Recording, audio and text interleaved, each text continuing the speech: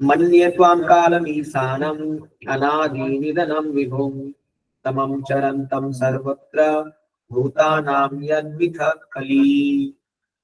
Yes, कोई पढ़ना चाहेगा? हरे कृष्ण प्रभु जी, दंडवत प्रणाम। हाँ पढ़ी माता। हे भगवान, मैं आपको शाश्वत समय, परम नित्यंता, आदि अंत से रहित तथा सर्वव्यापी मानता हूँ। आप सबों पर समान रूप से दया दिखलाते हैं।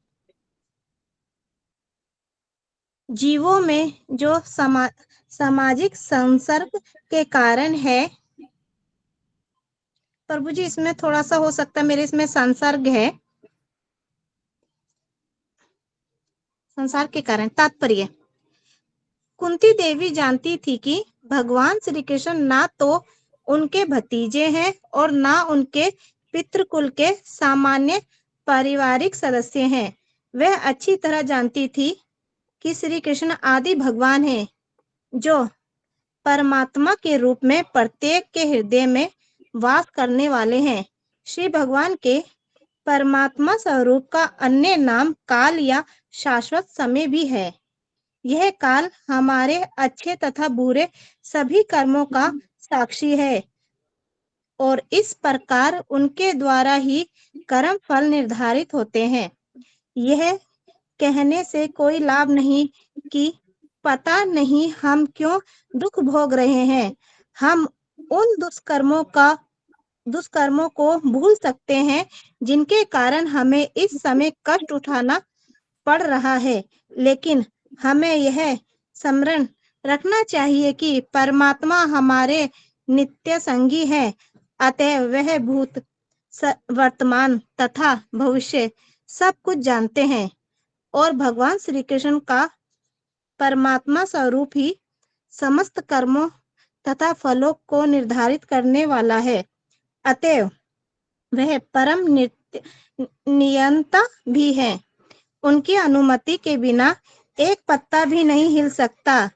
जीवों को उनकी योग्यता के अनुसार स्वतंत्रता दी गई है और इस स्वतंत्रता का दुरुपयोग ही दुख का कारण है। भगवत भक्त इस स्वतंत्रता का दुरुपयोग नहीं करते, अतः वह श्री भगवान की अच्छी संतानें हैं। अन्य मनुष्य जो स्वतंत्रता का दुरुपयोग करते हैं, सनातन काल द्वारा कष्ट को प्राप्त होते हैं। काल ही बद्धजीवों को सुख तथा दुख दोनों प्रदान करता है। यह सब काल द्वारा पूर्व निर्धारित है।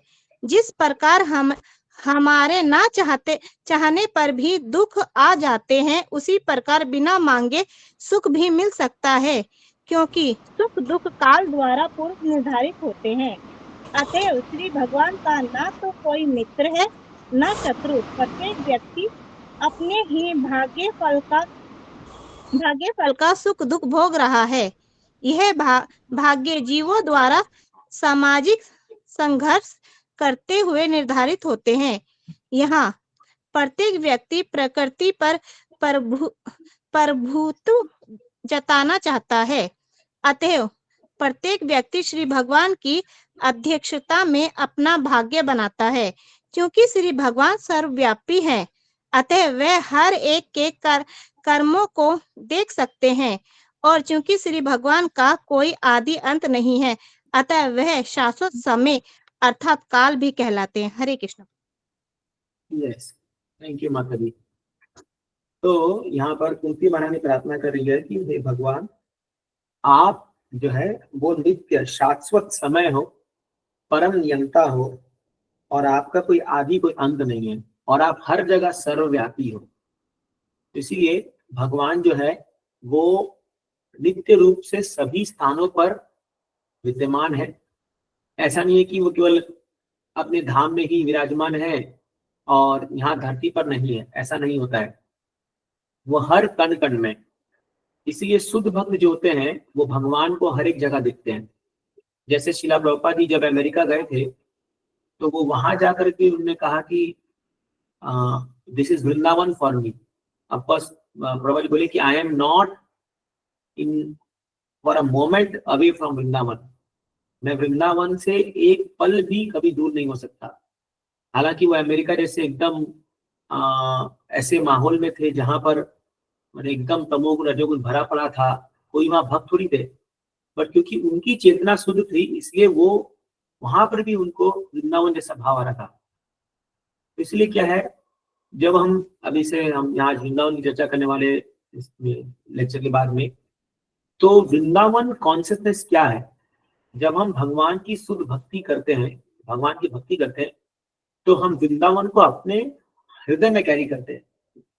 जैसे आप वृंदावन जाओ, कई लोग टी शर्ट पहने रहते हैं, I lost my heart in Vrindavan, मैं वृंदावन में अपना हृदय खो बैठा। ये बोलने के लिए अच्छी बात है, बट रियली अगर वृंदावन में खो बैठे तो आप जहां पर भी रहोगे, चाहे मुंबई में रहो, दिल्ली में रहो, कहीं पर भी रहोगे, आपको वृंदावन का स्मरण होता रहेगा। अर्थात आप वृंदावन ब्रज की सेवा करते रहोगे वहां पर भी रह करके। तो इसीलिए जब भी हम तीर्थ स्थान जाते हैं, हम जैसे धामों में जाते हैं, तो वहां से हम क्या लेके आते हैं, ये वृंदावन कॉन्शियसनेस, वो चेतना, वो स्मरण, वो भाव, वो वृंदावन की यादें, वो चीज हम लेके आते हैं अपने हृदय में।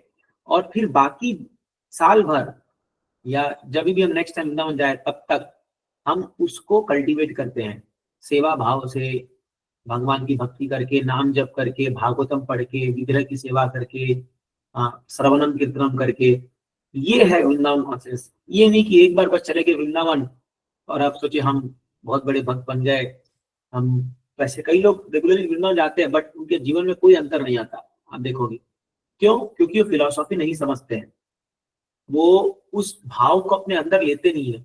खाली एक घूम फिर के आने के लिए लोग जो है तीर्थों में, लाखों लोग वृंदावन जाते हैं, कार्तिक में तो लाखों लाखों लोग जाएंगे, पर क्या वो भक्त बनते हैं? वो भक्त नहीं बन पाते। क्यों नहीं बन पाते? क्योंकि पहली बात तो उनको कुछ ज्ञान नहीं है। वो सोचते हैं ये बस हाँ कृष्ण लीला स्थली है। जैसे वो म्यूजियम में जाते देखने के लिए कि हाँ भाई यहाँ ये म्यूजियम बना था तो ऐसे ऐसे काम होते, जो हिस्टोरिकल म्यूजियम होते हैं, वैसे वृंदावन जाते हैं, हाँ ये यहाँ राधा कृष्ण की स्थली है बस, बट वो अपने आप को कनेक्शन नहीं बिठा पाते। तो ये बहुत जरूरी है कि हम भगवान से अपना संबंध बिठा पाए। इसलिए शास्त्रों में सबसे पहला ज्ञान जो होता है वो होता है संबंध ज्ञान। तो संबंध ज्ञान क्या है? संबंध ज्ञान है कि मेरा भगवान से नाता क्या है, मेरा भगवान से संबंध क्या है। जैसे मान लीजिए जब आप किसी कहीं आप जाते हो बाहर और आपको आपके ही परिवार का कोई व्यक्ति मिल जाए या कोई रिलेटिव मिल जाए तो इमीडिएटली आपका संबंध बन जाता है उनसे। अरे वो फलाने बुआ, नाना, ताऊ, चाचा जिसकी बेटी है, कुछ भी हो। तो जैसे आपका संबंध बनता है, आप देखते हो एक घनिष्ठ मित्रता हो जाती है। फिर आप उसका ख्याल रखते हो, उसको खाने के लिए पूछते हो, उसका रहन सहन के लिए पूछते हो, तुमको सही जगह मिलेगी नहीं। अब लाखों लोगों में उस एक व्यक्ति से आपको एक घनिष्ठ वो होता है क्योंकि संबंध जुड़ गया। उसी प्रकार जब तक हमारा कृष्ण से संबंध नहीं जुड़ता तब तक हम कृष्ण को एक अपना व्यक्ति नहीं मानते। हम उनको एक ठीक है, एक कोई तो भगवान होंगे, ठीक है, एक व्यक्ति है और हम उसी रूप में उनको देखते हैं और फिर हमारा कोई भाव नहीं उमड़ता। इसलिए संबंध ज्ञान बहुत जरूरी है। इसलिए हम ये सब शास्त्र को पढ़ते हैं, हम फिलॉसफी चर्चा करते हैं संबंध ज्ञान स्थापित करने के लिए। संबंध होगा तभी अभिधेय होगा, है ना। तो जब आपका संबंध जुड़ जाएगा उससे, किसी रिलेटिव्स के साथ, तो आप देखोगे फिर आप उसके साथ अभिधेय, अभिधेय मतलब क्या? प्रोसेस। फिर उसके साथ घूमोगे, नंबर शेयर करोगे या उसको साथ में बैठ के खाना खाओगे, साथ में बैठ के शेयर करोगे, मे भी रूम भी शेयर कर लोगे अगर कोई जगह नहीं मिल रहा है तो। ऐसा होता है। तो इसीलिए जब भी हम ये धाम जाते हैं तो इसमें सबसे इंपॉर्टेंट है कि हम कृष्ण के साथ अपना संबंध स्थापित करें कि हम भगवान आपके अंश है, हम आपके ही बच्चे हैं, हम आपके ही पुत्र हैं, हम आपके ही वंश है। तो और इस संबंध में जब इस भाव में जाएंगे तो आप देखोगे भगवान से रेसिप्रोकेशन होगा और फिर जो आपको हृदय में फील होगा, वो कनेक्शन फील होगा आपको, अरे हाँ भाई मेरा तो कृष्ण संबंध है, तब भक्ति स्टार्ट होगी। तो बिना संबंध ज्ञान जाने ये बहुत मुश्किल है। इसीलिए आप पूरे शास्त्रों में आप देख लीजिए, आपको एक ही चीज बार बार समझाया जाएगा कि आपका कृष्ण संबंध क्या है। भगवान प्रभा जी बार बार कहते हैं कि we are part and parcel of Krishna, हम भगवान के नित्य अंश है। ममई वामसो जीव लोके जीव भूत सनातना मन षष्ठानी जानी प्रकृति स्थानी कर सकी। भगवान बोलते हैं कि ये जो जीवात्मा है ये मेरा ममय वांशो, मेरा अंश है। जीव भूत सनातन, और ये सनातन है, ये नित्य है। लेकिन अभी ये अपने 6 इंद्रियों के कारण, जिसमें मन शामिल है, प्रकृति स्थानी कर सकती, प्रकृति के साथ झगड़ा कर रहा है, भोग इंद्रिय भोग करने के लिए बहुत लड़ रहा है प्रकृति के साथ, माया से युद्ध कर रहा है, और माया इसको बार बार हरा रही है, माया इसको बार बार पकड़ के पीट रही है, ठोक रही है, और ये बड़ा परेशान है माया के चंगुल में आकर के। बट है ये मेरा नित्य अंश। तो जिस दिन हम ये जान लेंगे कि हम कृष्ण के अंश हैं, उस दिन आप देखोगे आप जो है, इसलिए भक्त कहते हैं कि जीवा कृष्ण दास यही विश्वास कर ले तो और दुख नहीं। कोई व्यक्ति को अगर ये विश्वास हो जाए कि मैं कृष्ण का दास हूँ, उसके जीवन में और कोई दुख नहीं हो सकता फिर। तो इसीलिए ये माया देवी से बचने का जो एक तरीका है वो ये है कि हम कृष्ण संबंध जोड़ लें।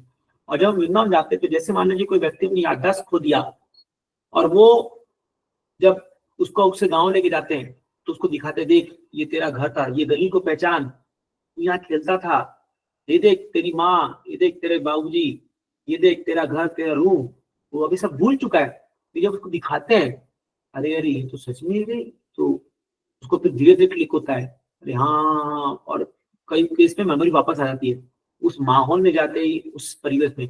वैसे ही वृंदावन है।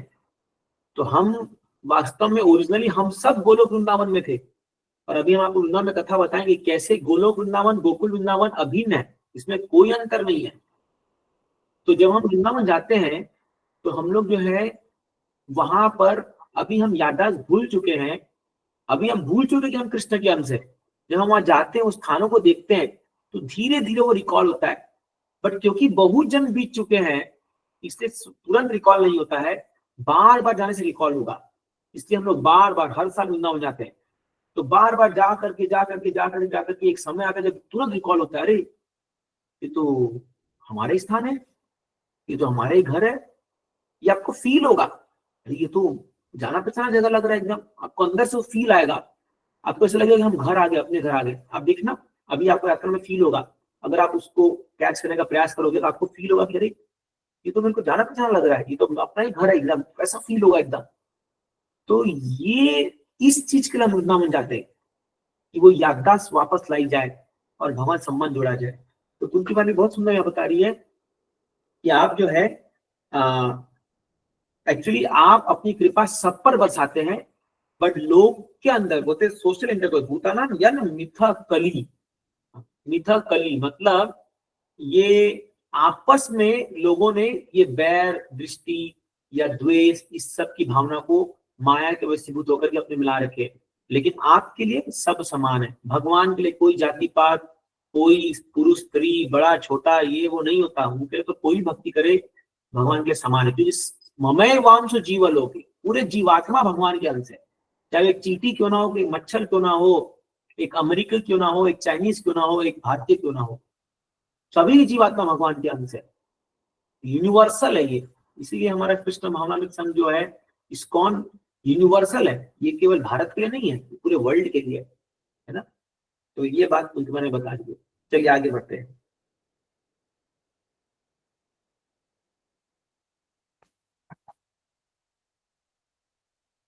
Text number 29।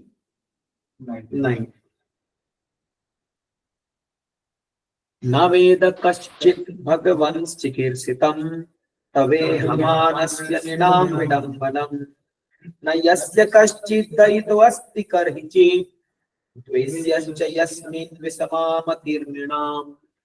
पढ़िए।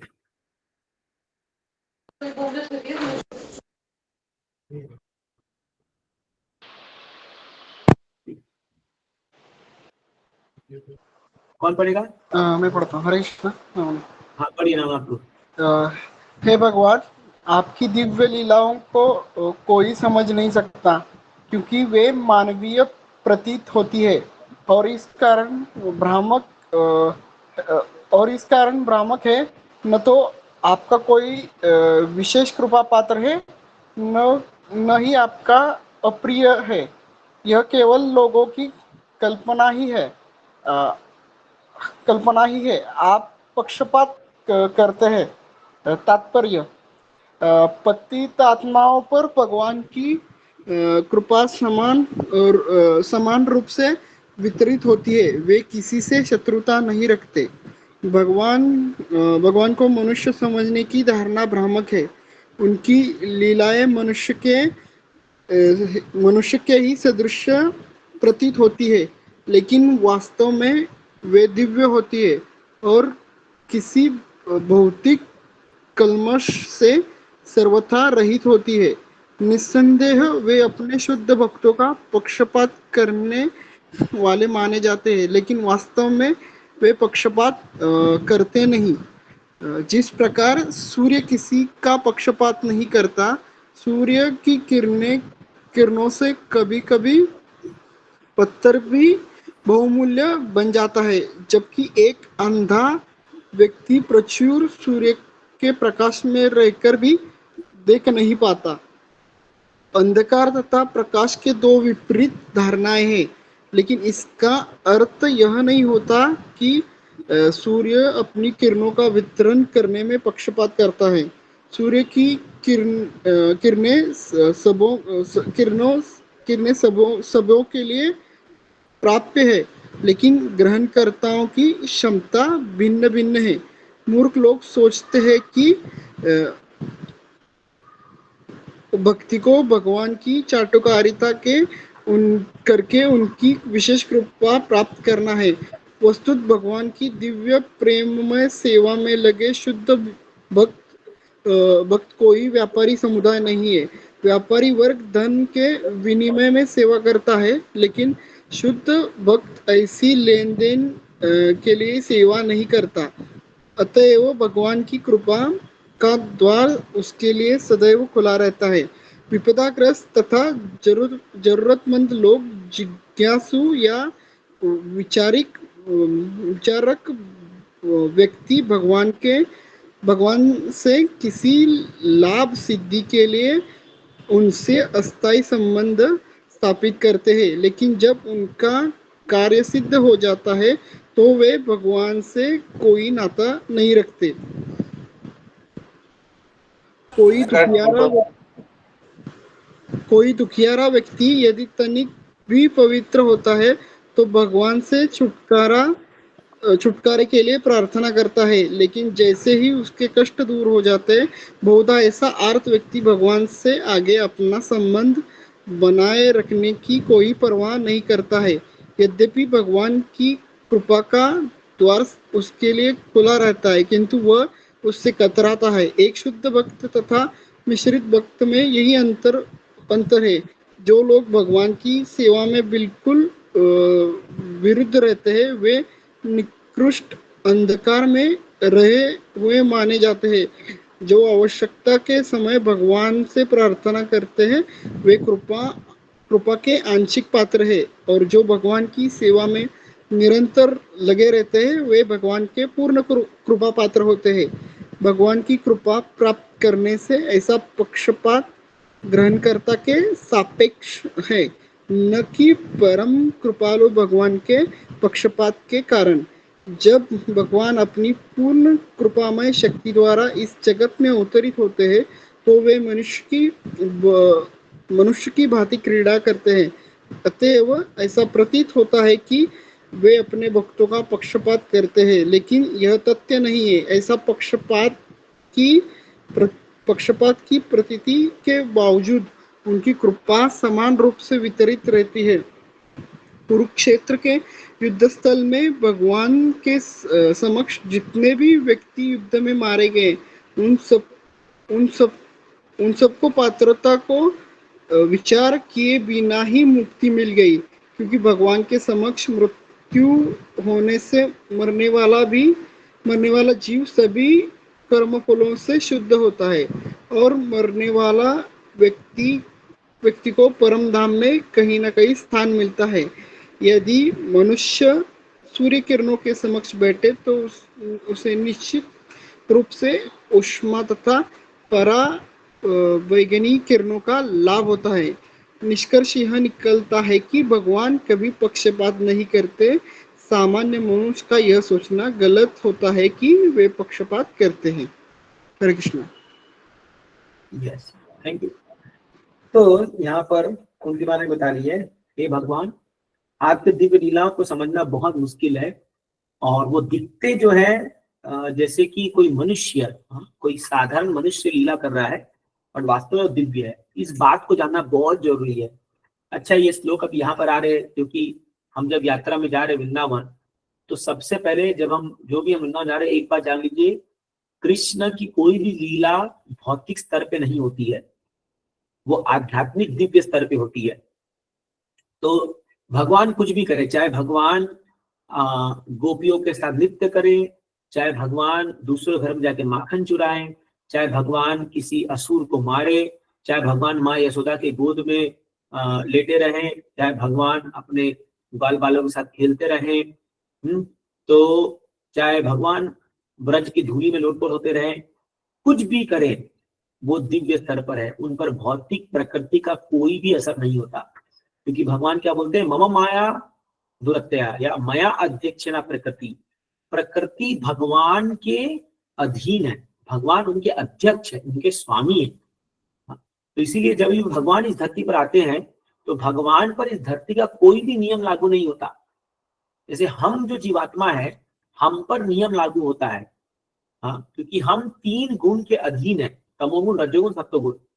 तो हम जो मन में है वो नहीं कर सकते, बट भगवान जो है वो इसके अधीन नहीं है, वो इसके स्वामी है। जैसे फॉर एग्जाम्पल, अगर प्राइम मिनिस्टर को मान लो मन हुआ कि मैं तिहाड़ जेल में जाना चाहता हूँ, तो जब वो जेल में घुसेंगे तो उन पर जेल के नियम नहीं लागू होंगे। जैसे जेल में कुछ लोग पत्थर तोड़ रहे होंगे, बट जब प्राइम मिनिस्टर जाएंगे तो उनके लिए बोलेंगे तुम भी पत्थर तोड़ो। वो अपने मनमर्जी से जेल में कहीं भी घूम सकते हैं, कोई भी सेल में जा सकते हैं, कहीं भी घूम सकते हैं, कुछ भी वो कर सकते हैं, देख सकते हैं, क्योंकि वो उस जेल के नियम के बाहर है। वो जेल के नियम के बाहर है और जेल में वो जैसे गुजर ले गए, उसी प्रकार कृष्ण भी इस संसार के जेल के नियम के बाहर है, और वो इस संसार में अवतरित होते हैं अपनी स्वेच्छा से, अपनी इच्छा से वो अवतरित होते हैं, और वो अपनी स्वच्छंद इच्छा से यहाँ कोई भी लीला कुछ भी कर सकते हैं। बट ऑफकोर्स वो लीला बहुत ही मधुर होती है, बहुत ही, और वो हमारे उद्धार के लिए होती है। तो भगवान जो भी लीला करते हैं वो लीला जीवात्माओं के लिए उद्धार करते हैं। परित्राणाय साधूनां विनाशाय दुष्कृतां धर्म संस्थापनार्थाय संभवामि युगे युगे। तो साधुओं का रक्षा करने के लिए, और जो है दुष्कृति को का विनाश करने के लिए भगवान संसार में अवतरित होते हैं, और वो धर्म की स्थापना करते हैं। अब आप कहेंगे अरे भगवान रात को 12 बजे गोपी से नाचते, ये कौन से धर्म की स्थापना है? तो ये जो है पारलौकिक धर्म है। तो एक जो है एक होता है लौकिक धर्म जो हम इस समाज में फॉलो कर रहे हैं, ठीक है, बट एक होती है अलौकिक, पारलौकिक, जो इस संसार से परे है। तो इसीलिए जब भगवान गोपी आते तो वो उनके शुद्ध भक्त है, और उनका स्थान बहुत ऊंचा है। ये हम आपको वृंदावन में कथा में बताएंगे कि गोपियों का क्या स्थान है, कि वहां पर अलग स्थान में जब जाएंगे आपको समझ में आएगा चीजें। बट समझिए, भगवान जो भी कार्य करते हैं वो कार्य 3 गुणों के अंदर नहीं है। जैसे इस संसार में सामान्य एक स्त्री पुरुष का जब मेल होता है तो वो 3 गुणों के अंदर होता है, उसमें रजोगुण शामिल होता है ना। तो इसीलिए इस संसार के दृष्टिकोण से उसको एक बहुत ही घृणित रूप में देखते हैं। बट जब वही काम भगवान करते हैं तो ना तो भगवान और ना जो वो गोपियां हैं, वो दोनों ही इस संसार के भौतिक शरीर में नहीं होते हैं, वो आध्यात्मिक शरीर में होते हैं, और वहां एक प्रेम का बहुत ही घनिष्ठ संबंध होता है। तो ये बात जो है केवल परम, अभी हम कुछ दिन पहले ही ये श्लोक पढ़ रहे थे, इसमें तथा परमहंसानाम पुण्यमलात्मनाम, कि परमहंस लोग, जो लोग इस संसार को छोड़ करके संन्यास ले चुके हैं, वैराग्य ले चुके हैं, वो लोग आपके इन लीलाओं को गाते हैं। सोचिए, तो वो लोग क्या मूर्ख है जो इस संसार को छोड़ करके सारे घर बार छोड़ के बैठे हैं और भगवान के ये गोपी से लीला को गाते हैं? वो लोग गा गा के रोते हैं, वो लोग सारे वहां के वृंदावन के सन्यासी लोग, वैरागी लोग, बाबा जी लोग। तो उसमें वो होगा ना, पागल तो नहीं कि एक सामान्य लड़के लड़की का वो सॉन्ग गा के, कोई बॉलीवुड सॉन्ग टाइप का गा के रोते रहेंगे लोग, वो ऐसा नहीं है ये चीजें। तो ये समझना बहुत जरूरी है कि भगवान लीला दिव्य है। आप जब वृंदावन धाम जा रहे हैं और अगर आपके मन में ये भाव है कि भगवान एक सामान्य व्यक्ति है या उनकी लीला तो एक सामान्य है, तो हम अपराध कर बैठेंगे फिर, और क्या होगा, हमारा पूरा जो मन है वो पूरा दूषित हो जाएगा वहां पर अपराध से, क्योंकि हमारे अंदर ईर्ष्या भरी पड़ी हुई भगवान के लिए। इसलिए अभी ही अपने मन को ये बना के जाइए कि भगवान लीला दिव्य स्तर पर है। भले हमें अभी समझ में नहीं आएगी, कुछ कुछ लीला हमें समझ में नहीं आएगी भगवान ऐसा क्यों किया, बट जैसे हम एडवांस करेंगे भक्ति में तब समझ में आएगी। तो अगर समझ में ना आए तो कोई दिक्कत नहीं, आप प्रश्न पूछ सकते हैं आप ये, लेकिन अपराध मत कीजिए मन में, अरे भगवान ऐसे कैसे कर सकते हैं, ये क्या है कि भगवान हो गए, मैं नहीं मानता ऐसे भगवान को, ऐसा नहीं होना चाहिए मन में, ये तो हम अपराध कर बैठेंगे। तो इसीलिए क्या है, हमें समझना होगा कि हम जिस स्थान पे जा रहे हैं वहां हजार हजार सालों से बड़े बड़े वैरागी ऋषि मुनि गण ने वहां अपने जीवन को बिताया है। तो ये बहुत ही दिव्य स्थान में हम जा रहे हैं, वृंदावन धाम। इसीलिए अपने मन को जो है हम जितना पवित्र करके जाएं उतना हमारे लिए अच्छा होगा। हम जितना पवित्र भाव से जाएंगे, जितने अपने मन को शुद्ध बना के जाएंगे, उतना हमें फायदा मिलेगा। अदरवाइज हम केवल जाएंगे वहां और मन में उल्टी सीधी बातें सोच करके अपराध करके आएंगे तो और अपराध के भागी बन जाएंगे। तो इसीलिए ये जस्ट यही बताने के लिए मैंने आपको मीटिंग रखा। 8:30 बज चुके हैं अभी और ही भक्त लोग ज्वाइन कर रहे हैं, तो इसीलिए हम लोग यहाँ पर रीडिंग को समाप्त करेंगे। आज हमने 2 श्लोक पढ़ा। नेक्स्ट अभी जो 15, 20, 25 मिनट हम लोग कुछ वृंदावन यात्रा के बारे में कुछ जरूर सूचना आपको देना चाहते हैं।